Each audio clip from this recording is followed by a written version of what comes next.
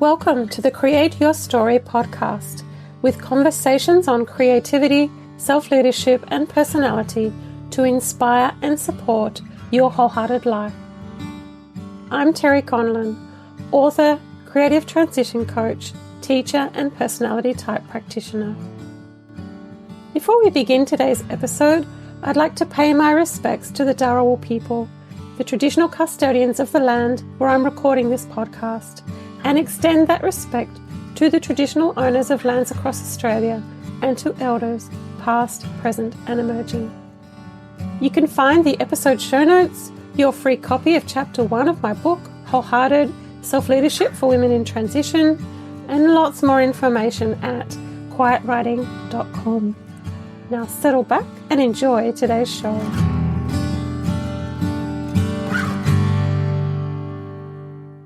Welcome to episode 21 of the Create Your Story podcast, and it's the 18th of November as I record this.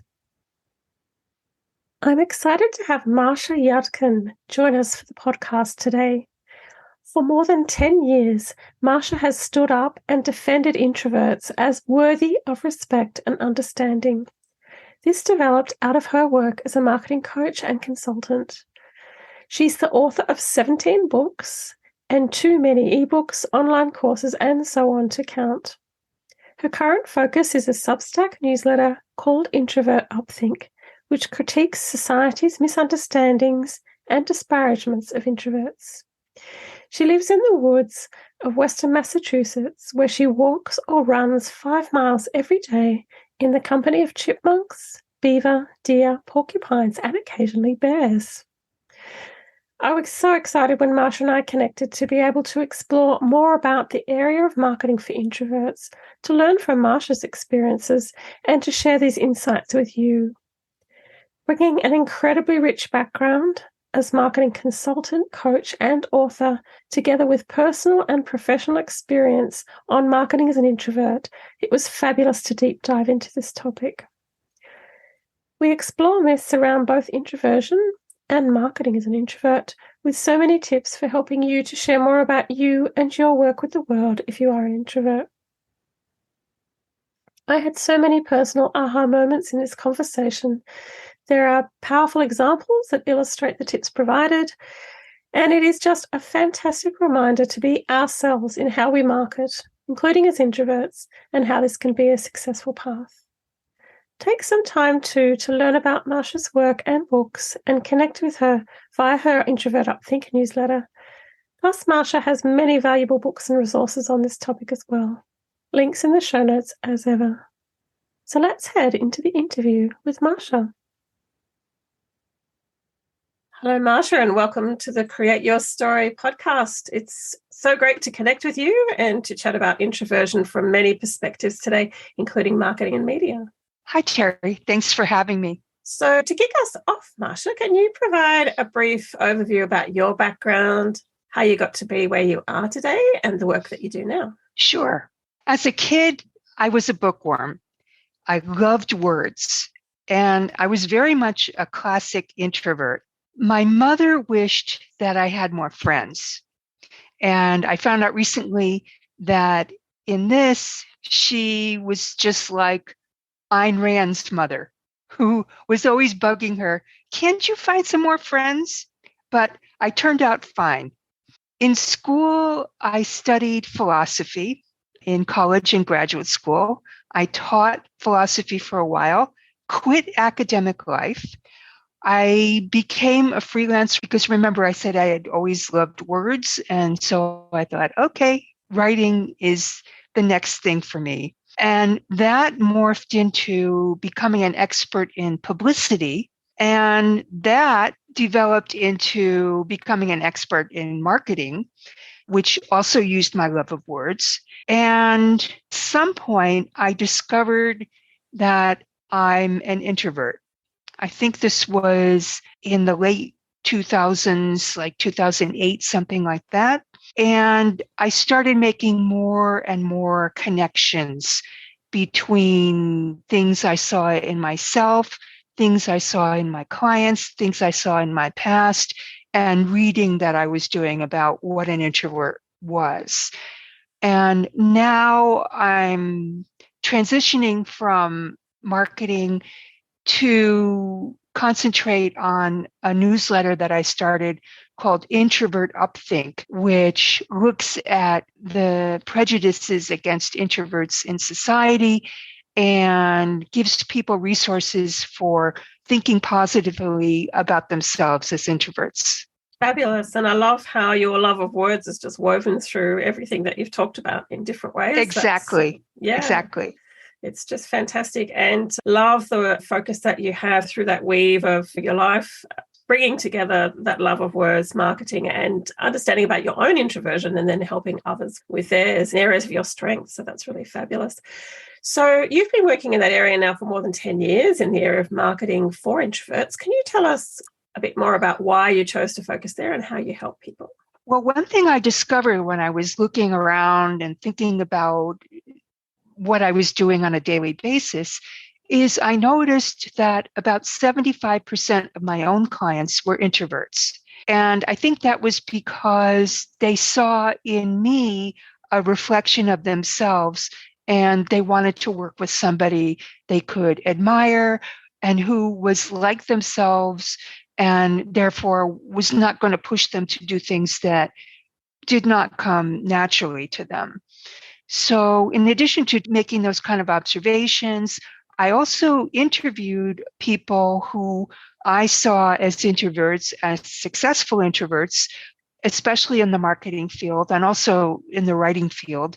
And I wanted to find out, okay, what were their strategies for becoming successful as an introvert, not making a lot of compromises with their own personality. Interestingly, some of these people weren't themselves sure that they were introverts, even though I was sure that they were. And I also analyzed things that I saw commonalities in my introverted clients. One of the things I noticed was that initially they were very set against marketing. There was something that didn't sit right with them. And I think it was because they were being told they had to do it in a way that didn't fit their personality. And then once I showed them that they could think about marketing in a different way, then it made a big transformation in their ability to bring in clients. So that was gratifying watching that happen with them. I'm not coaching clients anymore, but I'm still writing about things that I've learned throughout my life and in working with clients. Fabulous. And it's interesting what you say about introverts having a set against marketing, and that idea of there's a particular type of way that marketing should be done that might not be in line with introvert preferences. I was noticing that, well, as a marketing expert myself, I wanted to see what my colleagues were saying. And a lot of them were saying really nonsensical things, or things that would be downright harmful to introverts, like just get over yourself. Don't be such a wimp. Go out there and be aggressive. And didn't have to do that. And we'll get to that. What's the alternative to that? But I just noticed that there was so much in the marketing guru space that was only applicable to extroverts, really. And in order to follow that advice, you would have to be an extrovert or skilled at pretending you are an extrovert. And as you know, that's really a strain, and that's a drain on energy. Absolutely. It's like we have our natural preferences, and when someone's trying to push us into what is not natural, the natural reaction to that is to just move away from it, as you've said, to avoid or just to step away from that space altogether. And I think, as you've highlighted from what you've learned and what you've experienced for introverts, that often, and it's part of why I called my business Quiet Writing, you have to find another way to share who you are and what you do that may go against the grain a bit, or may involve new practices that we'll go through as we chat. So let's talk about introverts and myths about introverts generally. So what are the most common myths that you see, and how do they impact people with introverted preferences? Well, I'll just talk about two of the myths. There are a lot of them. But the first one is that introversion is a weakness, a personality weakness that you can get over, that you can overcome. And you can learn to be like all the extroverts and you can learn to get business the way that they get business. And to some extent, that's true. You can try those things. You can force yourself to do those things, but it's exhausting. So my perspective is always to try to figure out a way to work with your natural preferences rather than against them. So introversion is not a weakness, and it's not something you can get over. If you were an introvert as a kid, you might learn to adapt in certain ways, but you'll most likely still be an introvert when you're grown up. And the second myth is that introverts are timid and retiring. And from the way I look at it, we just have a different way of being bold. So an amusing example of this is I have an extroverted friend, and she does things that I would never do, and I do things that she would never do, and we surprise each other. So one of those surprises was maybe 25 years ago. The big way that I kept my business going was by sending out postcards. And they would be these hot pink postcards with announcements of my upcoming classes and special coaching programs. And my friend Shifra said to me, I could never send out postcards like that. I said, what do you mean? What do you mean you couldn't send out postcards? She said, I don't know. It's so out there.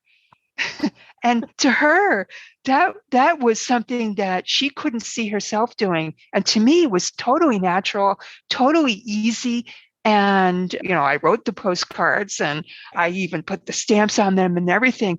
But for me to go up to strangers and start a conversation, that's much more difficult. And for her, that was the most natural thing in the world.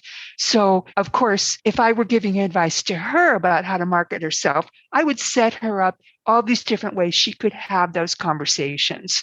And for me, that's not what's the best way. Absolutely. And so two really key myths about introversion, aren't they, that just pop up and are persistent, even though we've had a lot of books and focus on introversion as a strength. I think it's still something that we need to continually be working on personally and as a society. Introversion is not a personality weakness. As you said, you can overcome. It's not something you can get over. And I loved your point too about the fact that you can force yourself to do things in a different way, but it's the impact on people who are introverted that it is exhausting because, again, if you're working against your natural preference, everything is harder.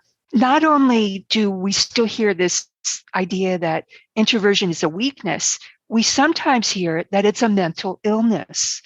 And I'm researching this for an upcoming article about different ways in which people who should know better identify certain aspects of being an introvert as being some kind of abnormality and downright mental illness. But I still see this a lot when I read general interest things. Yeah, it's out there in the public domain still. And I loved your example too of the different ways of being bold. That was great because it's true. There are things that might be, again, quite natural for us that we do that don't feel bold at all.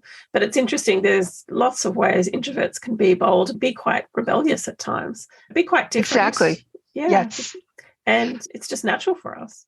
I'm very bold in writing. So I've had a lot of success writing letters to perfect strangers where I'm proposing something and I know how to use words to get attention. That's one of my strengths. And I've said things that some other people wouldn't say or that they wouldn't know how to get attention. So I've made a lot of connections with editors, especially earlier in my career when I was a freelance writer. I was able to contact these national magazines and just in half a page, this was before email, just in half a page of a letter, get their attention and have them call me and say, let's talk, come to New York and meet with me. I want you to write for us. That's a great strength and a great skill. And my learning in this space is that it is taking the time to become more self-aware and educated. That's why I use that term self-leadership, like understanding yourself and what your strengths are. So you can, as you've shown through that beautiful example, deploy them effectively to meet your needs and to share what you have to share with the world. So we've talked about some of the myths around introverts generally. What specific myths do you see around introverts and marketing and what's their impact? Well, we talked a bit about the idea that you need to be aggressive, that you need to get yourself out there. Another idea is that you need to interrupt people and pressure them. And introverts absolutely hate that. That's like one of the things we most hate because we hate being pressured. We hate being interrupted. And what I tell introverts is that instead of being pushy, you use attraction. So you can pull people to you instead of pushing them toward you. And there's a whole genre of marketing that I call pull marketing, which is that you put things out there in the world and the right people, the people who you want to be attracted to you and who you want to work with will find it and come to you. And that's a very natural, very comfortable process for introverts. There's nothing pushy whatsoever about it. It's very authentic, it's very natural, and it's very effective. And is that the same as content marketing? I guess you could say content marketing. I like talking about it in terms of push and pull because I think that makes it very clear what the advantage is for introverts. Yeah, I love that idea. And it's that idea of putting ideas, putting content, putting information, branding out there that will help people find you, be drawn to you, as you say. And it's that natural attraction, I guess, that brings people to you and to the ideas that you share. And so what about discoverability in that space? Because a lot of the time, I think a lot of introverts can feel they're putting information out there, but it doesn't get read or it doesn't get seen. So how can introverts be seen? There's some strategy there that you have to think through. So you have to think about first, who do you want to be speaking with? And you find out where they hang out. What do they read? What do they listen to? What do they watch? And you need to figure out how to get in front of the media that they're already using. So maybe that's an online forum that your ideal clients exchange ideas on. And you can go there and depending on the rules of the forum, you find out, okay, what can I do to participate and become known, and then have those people want to find out more about me and so on. Great. No, that's really excellent idea because it's probably easy for introverts to just think, I'll put this information out and people will come, and it's not always the case. So I think the sort of area that you're working in to really articulate what we can do is just so powerful. Let me say one more thing. The reason I hesitated about when you asked about content marketing is that there are other ways of attracting people that don't have to do with creating content. So for example, one of the people I worked with was a Reiki practitioner, alternative medicine practitioner. And she said she felt really alienated from marketing, from the whole idea of marketing, because to her, it had to do with communicating with these faceless masses of people that she couldn't relate to at all. However, her strength was, she told me that when she got face to face with someone and was talking with them in a conversational way, that she was able to explain to them in a very persuasive, very compelling way what Reiki was and what it could do for them in a natural conversation. So we decided that her marketing strategy would be to figure out ways in which she could have those conversations. So that's not content marketing, but it still is pull marketing because you're not being pushy. So she would attend health expos, for example. She would offer free sessions at places where people were already going. So she would make a deal with a yoga studio or a health club to offer free sessions there at a certain time and place. And that really, really helped her build her practice. Thank you. I really appreciate that. And additional comments about that idea between content marketing and pull marketing. I can see what you're saying because I think content marketing perhaps can seem a little bit passive. And I guess what you're describing there too is that actively identifying how you might do things, including in a face-to-face way. So it's not necessarily all just putting content out there. It might be putting yourself out there in a different way. Right. And I'll give you an example of how this stuff works. So years ago, I gave a class on writing websites, basically. And I had 12 people in the class. And my idea was that everybody in the class would use what they were learning to create their own websites. But what happened was this, and this was totally not my intention, some of the people in the class realized that this wasn't something that they wanted to do themselves. And they took what they were learning from me to ask me to do it for them. And that was a very natural outcome of something that I was already doing. Yeah, that's a really great example. And it's often working through areas that you're working on and finding the best way for you. A lot of it's about finding a fit for a personality, because there's introverts, but there's different types of introverts as well. So everybody needs to find what works for them. So what insights, practices, and tools can help introverts with marketing themselves, their work, and their business in the world? Well, the first thing I would say is that you need to realize that you're fine the way you are. And one sentence I came across not too long ago was, no one wants to do business with a wallflower. You see how insulting that is to introverts. But also, it's just not true, because what I saw again and again was that everybody's not the same. So everybody doesn't want to do business with dynamic, talkative, chatty people. There are many people who prefer to work with us quieter, less flashy, less pushy people.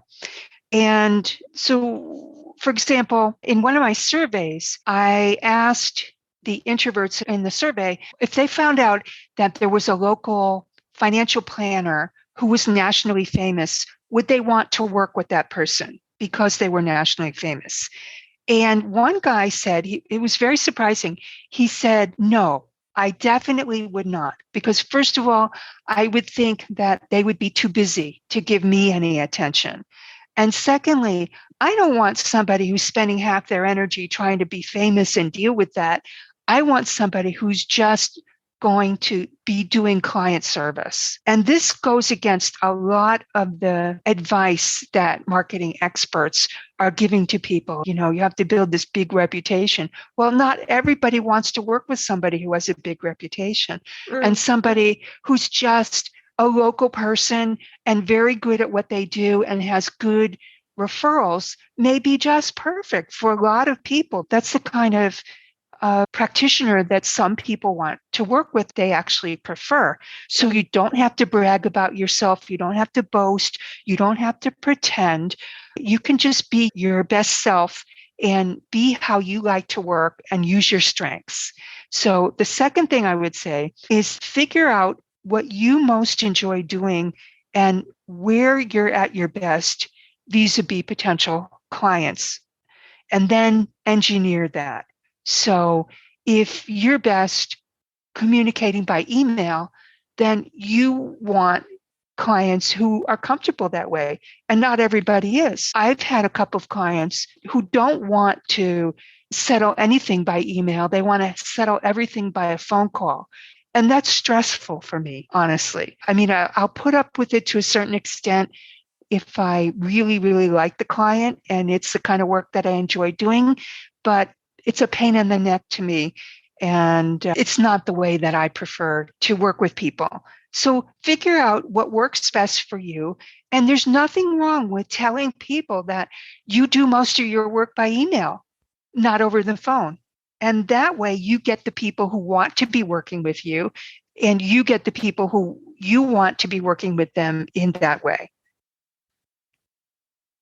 Great. I love that. It's something as you describe that, because phone calls are not a preferred way of working too. So everyone has their preferred modes of communicating and their preferred ways of working. But I love that you stress that it really helps to be upfront about that and communicate that, because as you say, people can often think that it's not okay to say, I use this preferred way of communicating, where for somebody else, that'll make their heart sing. I had to laugh a little while ago because I was talking with someone about the phone, and he said, I only use my phone for phone calls. I said, goodness, I use my phone for just about everything but phone calls. It was just hilarious. Both introverts, interestingly, but it's just how we do have such preferences, personality driven or otherwise, for how we want to be communicating. So that's a great point. And I also really appreciated your point about, just being who we are. And as you were talking, I was thinking of Paul Jarvis's book. I don't know if you've heard of his book, Company of One. And he talks there about, he actually loves just being a company of one person, and he doesn't want to scale up. The way he wants to work is have a small team around him. He doesn't want too many people. He doesn't want to go big, and his business and his marketing is driven by just keeping it small. So I think that's really refreshing too. And the thing to remember is, however you like to work, there are people out there who also like to work that way. So tell them. So, for example, if somebody's thinking of me as a writing coach, I need them to know that I'm candid, that I'm frank, that I'm not a touchy-feely kind of writing coach who's going to always say, oh, yes, it's wonderful, it's wonderful. That's not the way I handle things. If that's what they want, they should go to somebody else. And so it's really important to know yourself and to communicate those things so that you get the kind of clients that you enjoy working with. Absolutely. And are there any particular practices and tools that you encourage introverts to explore to help with marketing themselves? Well, as I said, I always start by asking, what is it that you do best? So I'm always surprised at the variety of answers that I get. So there was one woman I was coaching to be a marketing consultant, and I never met her face to face. We just talked on the phone. I never saw a picture of her. So my sense of her was just how we related over the phone and by email. And my impression of her was that she was kind of mousy and quiet and retiring. And I worried a little bit about how she would find her place as a marketer. But one of the things I recommended to her was that because she was looking for local clients, I said, why don't you go try BNI? And if you've heard of BNI, it's a certain kind of local networking arrangement. They have chapters all over the world. So I'm sure they have it in Australia as well. But it involves a weekly face-to-face breakfast meeting with about 20 people. So it turns out she was really good in that situation because she was able to relate to people one-on-one and have conversations about what they did and what she did. And she was able to explain what she did in a way that was not intimidating to her. And she got her calendar all filled up to start with from this networking group. And it helped that the structure, BNI has a certain structure that facilitates those kind of one-on-one conversations within the group, and they encourage referrals within the group. But she was off and running much faster than I would have imagined, and it was great. I was so happy for her. Oh, that's great. I love that example because to me, again, that can be a real introvert strength, that ability to have really focused one-on-one conversations and to find an organization that provides that sort of structure to enable that to happen. That's a really fantastic way of looking at marketing yourself and putting yourself out there. Again, the stereotypical idea is you must talk to a room full of people. And for many, that's not the best way to reach people, is it? No, it's not. And when I lived in Boston, it's a big city, as big cities go in the United States, and I did a lot of networking when I was building up my business, but I approached it in a certain way. My idea was that if I go to a meeting and I have one really, really good conversation with a potential client, I'm happy. It's not a matter of collecting business cards. It's not a quantity thing. It's a quality thing. So I remember one time there must have been 200 people in the room, and I somehow got talking with a certain woman and we really clicked, and she became a client for 20 years. That's fabulous. And again, it's just tapping into strengths anyone can have. But I think particularly for some introverted types, that ability to really have focused, meaningful one-on-one conversations is a real strength and something that we can be really good at, and we can tap into and use that as a way of weaving into our practices. So we've got ways of connecting with people. So that's a great example. Thank you. But as someone with INTJ preferences for introversion, intuition, thinking and judging, as I also have, what works for you in marketing, Marcia? Well, some years ago, I did a report called Marketing in Tune with Your Personality. And I interviewed one person from each of the 8 introvert personalities in the Myers-Briggs system and asked them, how did they succeed in their marketing? And what did they like and what did they hate? And then I wrote it all up. And so I went back and looked at what the INTJ person in the report said. And he said what worked best for him was a free initial consultation, which, unlike many other people, he did as an actual consultation. So instead, it was not a sales thing. It was really giving the other person advice. And here's a quote from him. He said, "The one-on-one client first session does not feel to me like selling. It feels more like giving them a valuable gift and enjoying the transformational process of seeing them really get what I'm all about." So that was him. And for me, I actually don't do free initial consultations. I've never done them. Someone wants to work with me, I always made it, okay, you can read all about me on my website. You want to work together, let's get started, and get started with a real paid consultation. And that worked for me. But in terms of marketing, what was my secret weapon, my not so secret weapon, was for more than 20 years, I did a free weekly marketing newsletter. It's called the Marketing Minute. And at its highest point, it had maybe 15,000 subscribers. I don't know if that sounds like a lot or not, but it was like a money machine, because every week I would have literally something that took a minute to say out loud, 180 words. And then I would have a special offer. So anybody who was reading the tip of the week or the example of the week or whatever it was, then their eye would naturally go to the special offer. And some of them worked, some of them didn't work, and some of the ones that worked really, really well. So it was like, okay, my marketing minute went out, and a couple hours later, I would look at my inbox. How many orders did I get? How many inquiries for consultations and so on? So that was my secret weapon. And it was something I really, really enjoyed doing.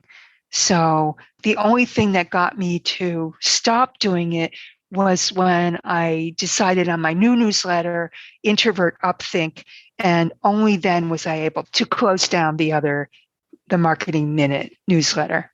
And you're using Substack for that, aren't you? Which, yes, I am. It's becoming quite popular, isn't it, as a way of reaching people? I like the platform actually, because almost everything that I wanted to do, it has an easy way of doing it. So they've created the infrastructure, and I've read a couple things by the founder of the company, and I like his whole philosophy as well. So he's trying to create a culture of readers and a culture of writers writing for readers. And the whole ethos of the company seems to be around quality writing. It's not so much sell kind of marketing writing. I mean, maybe there's some people who are using Substack to do that, but the way the company talks to its customer base and the way it sets things up, it really is set up to make it easy for writers to communicate with an audience. Yeah, I've been looking at it too. I think it's really interesting. And for those who might not be familiar, and correct me if I'm wrong, Marcia, but my understanding is that Substack works as a free platform, where you can create content and it looks really beautiful. It looks a bit reminiscent of blogging in some ways, like a combination of blogging and newsletters, but then people have the opportunity to pay for additional content. So Yes. yeah, so I think that's a really beautiful, easy way, isn't it, to bring people Yes. to And your services. you can also import a list from some other platform without any problems. That was a big thing for me because I had so many subscribers from my Marketing Minute, not all of whom chose to go to the Introvert newsletter because not all of them are interested in those issues. But anyway, I was able to import those people who wanted to join the Introvert newsletter. That was easy. It has a free platform with no problem whatsoever. So maybe you'll never charge anything for any of your content. And if so, Substack is happy to have you as a customer. They'll never make money from you. That's okay. But they also make it easy to start charging for extra content from your subscribers. And they tell you what they think the going rate is. The people in these subject areas can charge more. And if you're not, don't go there, and so on. So if you set up an option for paid subscribers, then Substack will take 10%. Yeah, which is great. So there's not huge upfront costs, which I think is a really great model in this day and age where there's a lot of cost, isn't there, in running a business. So it's excellent. And encourage people to have a look at Introvert Upthink. We'll put the link in the show notes because it's a great platform and great ideas there. So if people are aiming to market to introverts or be inclusive of introverts in their marketing, what might they think about in their marketing approaches? Two things. The first thing is don't force them into your paradigm. So if you have a certain paradigm that you think is the bee's knees, it may not be right for introverts. Don't try to cram everybody into it. So for example, I had a job coach who approached me, and her number one question was, how could she get her introverted clients to do informational interviewing? She thought that there's no way that you can get a job in this day and age without doing informational interviewing. So in case somebody doesn't know what that is, it's where you find somebody who's in the job or in the industry that you want to get a job in, and you call them up and ask them basically to mentor you for the space of a lunch or a breakfast. And so you can ask them questions and so on. And it's an unpaid thing. And you're basically asking them to do this huge favor. And I told her, forget it. This is not something that introverts are ever going to be comfortable doing or be good at doing. And in fact, if somebody asked me to do an informational interview, I don't know if I would even agree to it. And I certainly would not agree to do it if I were looking for a job, because I don't like asking favors of people. Mm. It's just something that's unpleasant to me. And because if I wouldn't do that favor for somebody else, why should I expect somebody else to do that favor for me? And so she wasn't happy with this. She wanted me to tell her how to convince introverts to fit into her system. And that wasn't going to work. Mm-hmm. And the second tip is to respect their privacy. A lot of introverts are really conscious about and protective of their privacy. So here's an example of something that is respecting privacy. So I signed up for a writing class, and they have an online forum where the people in the class can interact and ask questions and so on. And it's set up so that all the students in the class appear when they post something with their first name and their last initial. I'm really comfortable with that. And it made me happy that I wasn't, quote unquote, outed to all the other people in the class by my full name unless I chose to do that. And so that's the kind of thing that an introvert may be very attentive to.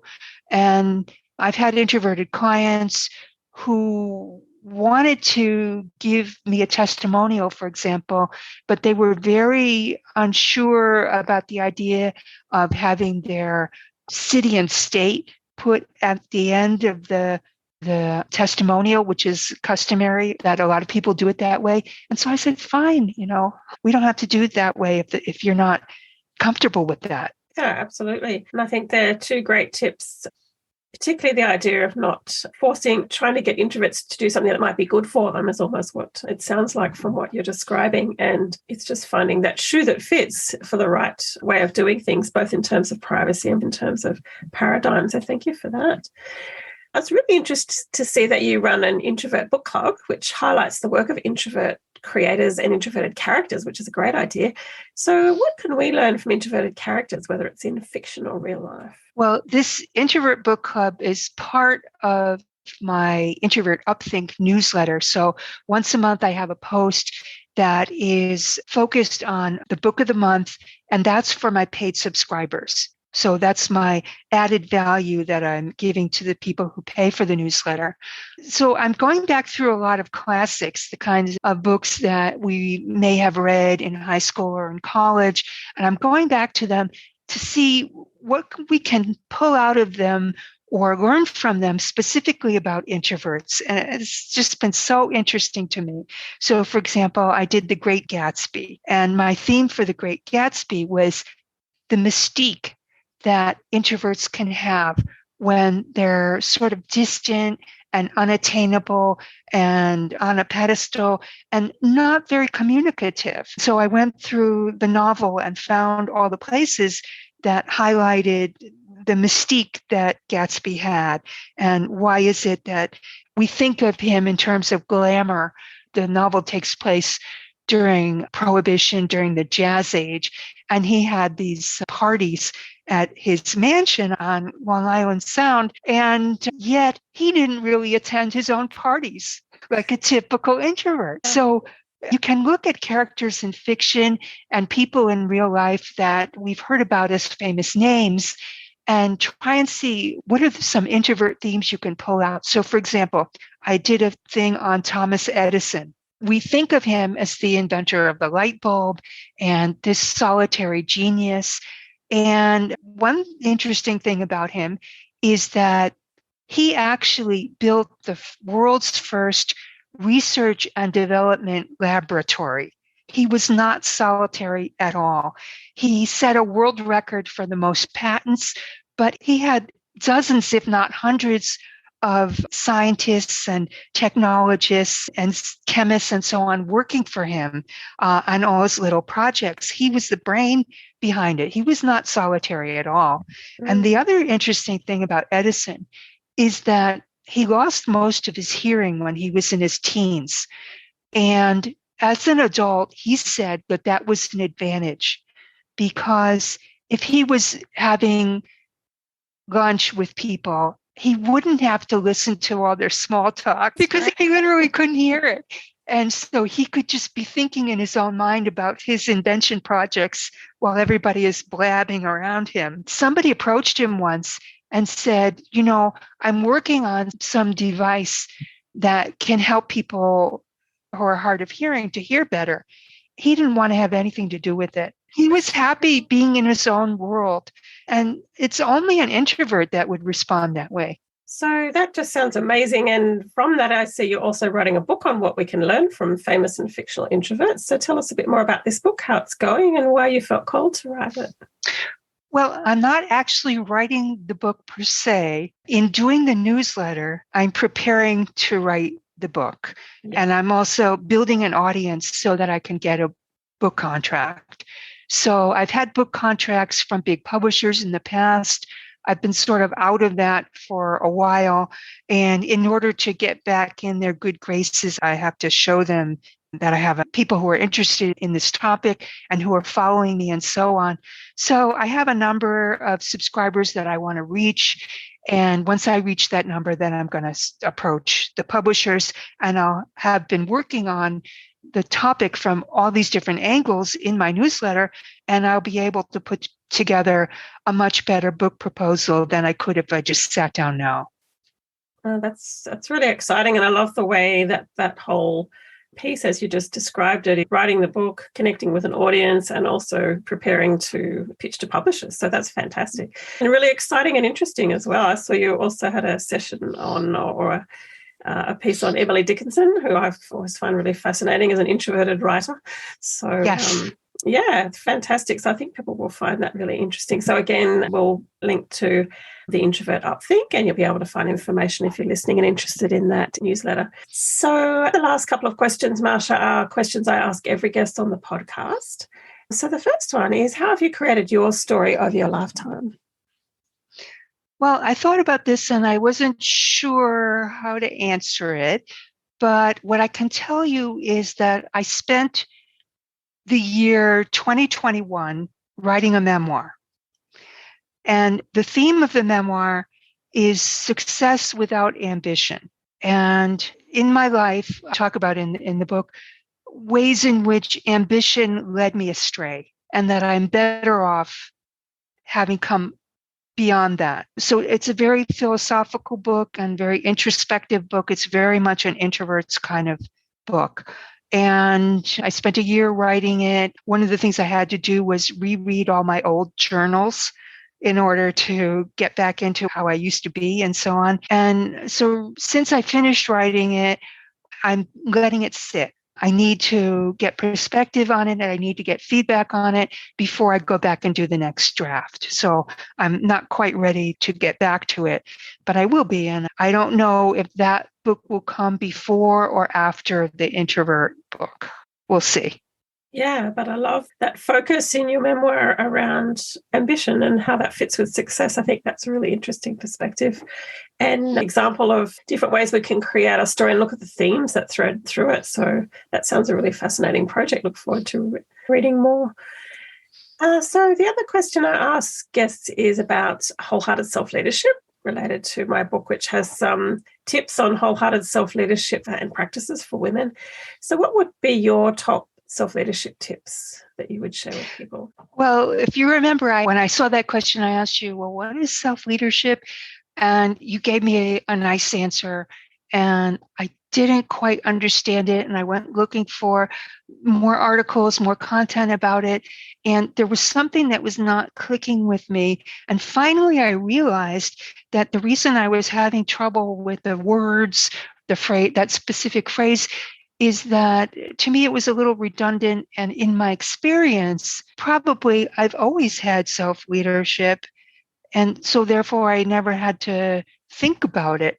So if I look back, even as a kid, where I was interested in, I went and did it. And when I was in college, again, if there were things that attracted me, I pursued them. So one of the things I did when I was in college, I went to Brown University, which is part of the Ivy League here in the United States. But what's specific about Brown is that they have an option where you can go through all 4 years, if you like, without having any grades from your professors. Instead, they write evaluations of you. And I really, really liked that idea. It's a small enough school that you can get to know your professors, so it's meaningful as well. But everybody told me, you'll never get into graduate school if you don't have grades. I said, okay, that's fine. And when I went to apply to graduate school, I got into every graduate school that I applied to. So they were wrong. And I paid attention to myself. Is that what you're talking about, Terry? Yeah, I think it's that idea of self-awareness is one part of it. Like understanding yourself as an introvert, for example, as we've talked about through this conversation. And it's that self-mastery and that ability to make choices. But yeah, I think what I'm hearing from you is that self-leadership's been a really strong theme, or that self-mastery, self-belief has been really strong in you right from the start. And my tip for that is to listen to yourself. And this doesn't come naturally to everybody. So when I was mentoring people who were learning to become a copywriter, what would happen again and again, and I noticed it and I learned from it, what would happen again and again was that we would have a conference about what they were learning. And I would point out, you really had to do such and such here. And the student would say, I thought about that. And I would say, and? So over the course of this 10-week program, when I mentored them, they would have practice in listening to and respecting their ideas that had just gone flitting through their mind. And this was a huge step in making them confident and skilled in what I was teaching them. And I think anybody can learn to do that. It's just a matter of attention and confidence and, maybe a mentor. And it's that discernment in there too of knowing when to trust that voice and knowing when another thing like fear is talking, like that sort of, it's hard to describe, but it's a developing practice about wise listening, isn't it? Yes. And in this particular program, we were talking about ideas. So it wasn't the fear so much that I was asking them to pay attention to or that we were talking about. It was the ideas that, had gone flitting through their mind, but they hadn't taken seriously. Yeah, I think that's great advice, that learning to listen to yourself, which I think is a lifetime practice, isn't it? Yes. So thanks so much, Marcia, for your time today. It's been really fascinating to hear more about you, about your work, particularly in the introversion space and the marketing space and how they come together, and also about your own writing and creativity, which is always fascinating. So where can people find out more about you and your work online? They can go to introvertupthink.com, spelled the obvious way.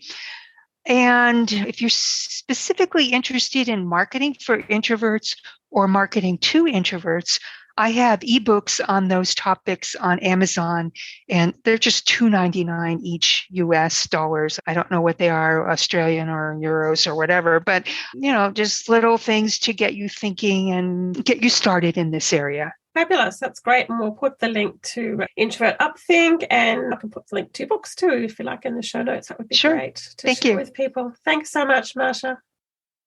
Thank you very much for having me.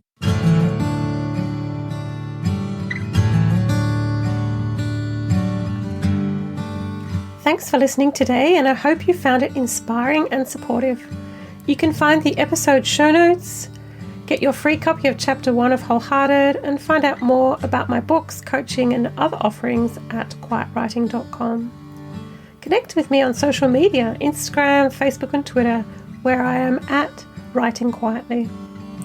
Please leave a review on your favourite podcast app too to help others find the show and create their story. And warmest wishes for you as you create your story in the world.